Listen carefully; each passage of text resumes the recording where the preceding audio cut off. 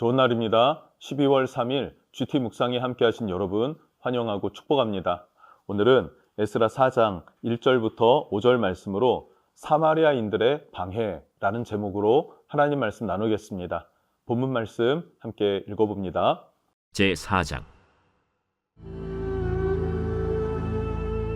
사로잡혔던 자들의 자손이 이스라엘의 하나님 여호와의 성전을 건축한다 함을 유다와 베냐민의 대적이 듣고 스룹바벨과 족장들에게 나와 이르되 우리도 너희와 함께 건축하게 하라. 우리도 너희같이 너희 하나님을 찾노라. 아스루 왕에 살았더니 우리를 이리로 오게 한 날부터 우리가 하나님께 제사를 드리노라. 스룹바벨과 예수아와 기타 이스라엘 족장들이 이르되 우리 하나님의 성전을 건축하는데 너희는 우리와 상관이 없느니라. 바사왕 고레스가 우리에게 명령하신 대로 우리가 이스라엘의 하나님 여호와를 위하여 홀로 건축하리라. 이로부터 그 땅 백성이 유다 백성의 손을 약하게 하여 그 건축을 방해하되 바사왕 고레스의 시대부터 바사왕 다리오가 즉위할 때까지 관리들에게 뇌물을 주어 그 계획을 막았으며. 오늘 살펴볼 4장 말씀은요, 이스라엘 백성들이 성전을 건축하기 시작했죠. 그런데 성전 건축과 함께 그 공사가 시작되었을 때 그 소식을 들은 사마리아 성 사람들이 찾아왔습니다. 그리고 방해를 하게 되었고 중단되었다라는 것이 오늘의 말씀입니다. 그리고 이후에 우리가 계속 살펴볼 말씀은 그러나 어떻게 다시 성전 건축이 재개되었고 결국에는 하나님의 뜻 안에서 하나님의 방식대로 성전이 세워졌다 하는 것이 에스라서의 메시지라고 볼 수도 있을 것 같아요. 자, 오늘 말씀 살펴봅니다. 먼저 1절과 2절 말씀을 보면 방해자들이 찾아왔다라는 것을 말해주고 있어요. 1절을 보니까 여호와의 성전을 건축한다 함을 유다와 베냐민의 대적들이 듣고 라고 기록하고 있습니다.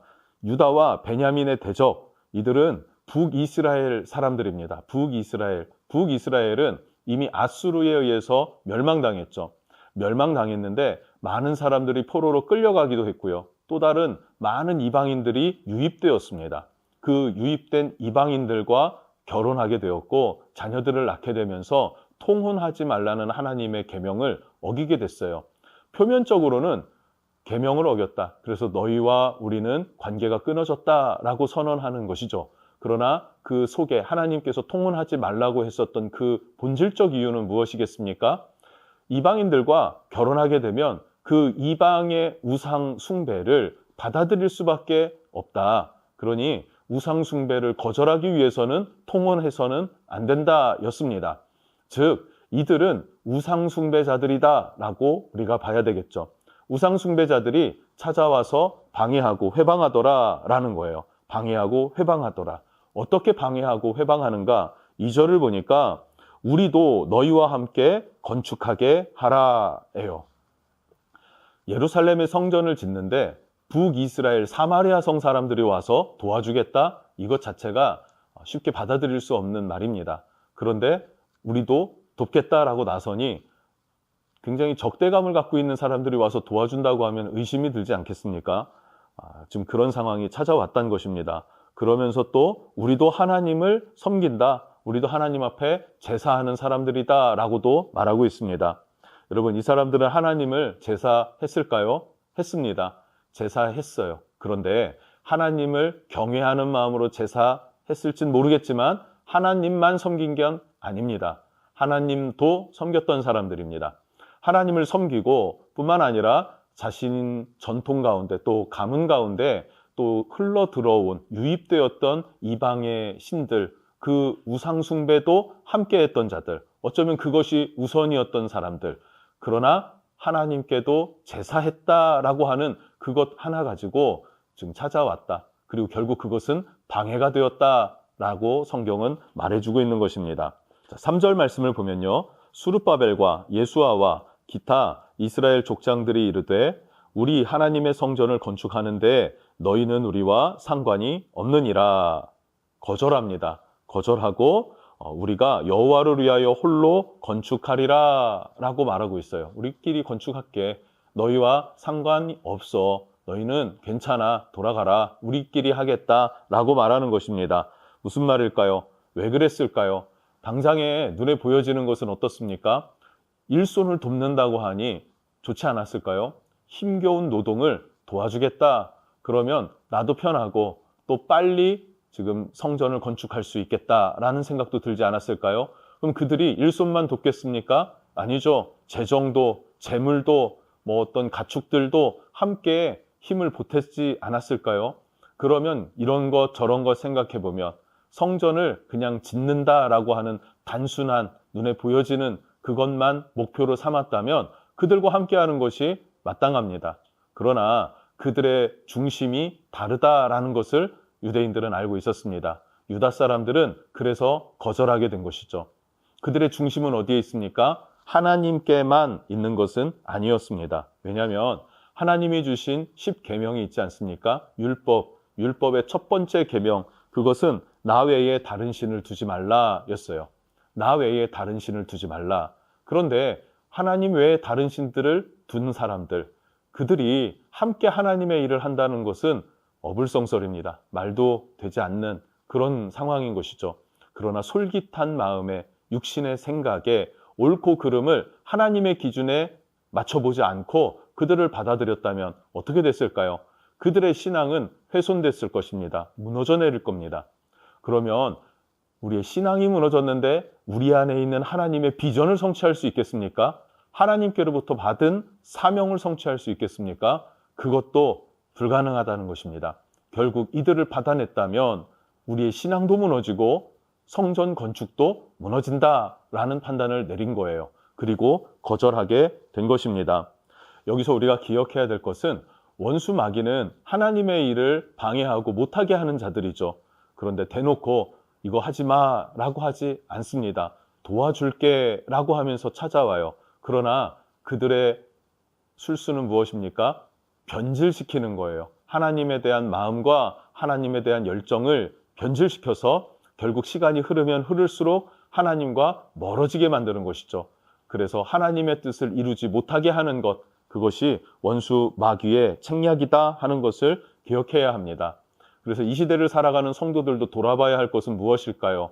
내가 세상과 타협하지는 않는가? 내가 세속화되어 있는 것은 아닌가? 그래서 하나님과 감도가 떨어져 있고 하나님과 대화하고 친밀하게 동행하는 삶이 무뎌져 있는 것은 아닌가? 돌아볼 필요가 있는 것이죠. 다시 한번 하나님과의 관계를 회복하고 하나됨을 이루는 그러한 묵상과 기도가 있기를 축복합니다. 자, 마지막으로 4절과 5절 말씀을 보면 결국 성전 건축이 중단됩니다. 자, 4절 말씀을 보면요. 이스라엘 백성들을 위협하면서 방해합니다. 겁을 주고 위협했겠죠. 5절 말씀을 보면요. 바사 제국의 고관들에게 뇌물을 주면서 회방을 놨다라고 기록하고 있습니다. 왜 이렇게까지 했을까요? 자기들을 거절했다면 그냥 그것으로 말아도 되지 않습니까? 섭섭한 마음은 있었겠죠. 그런데 이런 많은 에너지를 쏟으면서 방해했다라고 하는 것, 왜 이렇게까지 했을까? 학자들은 이렇게 말하더라고요. 첫 번째는 종교적으로 자신들을 인정하지 않았기 때문이다라고 말해요. 인정할 수가 있습니까? 혼합주의를 받아들일 수 없다는 거예요. 혼합주의는 나만 죽이는 것이 아니라 그들을 위한 것도 아니라 하나님의 뜻도 성취하지 못하게 된다라는 것을 기억해야 합니다. 두 번째는 예루살렘이 재건되면 사마리아가 비교적 약해지겠죠. 대비가 되는 거예요. 사마리아는 예루살렘과 거의 라이벌 관계였는데 그런데 다 무너지고 황폐해진 예루살렘이 다시 세워진다? 그러면 사마리아 성 사람들에게는 타격이겠죠. 그래서 방해했다라는 것도 있고요. 또 사마리아 지역을 다스리는 총독과 그리고 유다 지역을 다스리는 총독이 다릅니다. 이 다른 이 바사 제국의 총독들이 서로 자신의 정치적인 어떤 입장 차이 이런 것들로 충돌이 일어나면서 그래서 권한을 쟁취하기 위한 경쟁으로 이런 일들이 일어났다라고도 학자들은 말하기도 합니다. 중요한 것은 이런 방해로 인해서 공사는 중단되었고 바사왕 고레스에서부터 돌아와서 건축을 시작했는데 이것이 16년 동안 다리오 왕 시대까지 멈춰서게 됐다라는 것도 기억해야 할 것입니다. 여기서 우리가 기억해야 할 것이 있습니다. 원수 마귀는 하나님의 뜻을 방해합니다. 하나님의 뜻을 이루지 못하게 한다는 것이죠.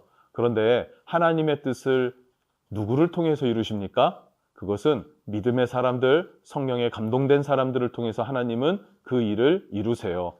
그래서 원수 마귀는 하나님의 뜻을 이루지 못하도록 믿음의 성도들을 공략합니다. 그들을 어떻게 공략합니까? 변질되게 만드는 거예요. 친밀하게 이익이 될 것처럼 다가와서 우리를 송두리째 삼키려고 합니다. 그래서 우리는 때로 외롭고 곤고하고 힘겨워도 하나님 바라보면서 믿음으로, 기쁨으로, 감사함으로 찬송하면서 하나님께서 주신 그 사명 잘 감당해서 한 걸음 한 걸음 나아가야 할 줄로 믿습니다. 그렇게 승리하는 저와 여러분 되었으면 좋겠습니다. 기도하겠습니다. 주님 감사합니다. 오늘 말씀을 통해서 하나님의 뜻이 성취되는 것은 방해받았지만 그럼에도 불구하고 혼합주의자들은 거절할 수 있었던 유다 사람들을 보게 됩니다. 우리가 이 땅을 살아갈 때 세속화와 인본주의와 기타 등등 많은 세상의 생각들과 그 기준들이 우리를 엄습하고 유혹하고 미혹하나 우리는 주의 말씀 안에서 하나님 타협하지 않고 하나님의 뜻 안에서 우리가 한 걸음 한 걸음 나아가고 인생을 살아가는 복된 삶이 될 수 있도록 우리를 써주시옵소서. 예수님의 이름으로 기도합니다. 아멘.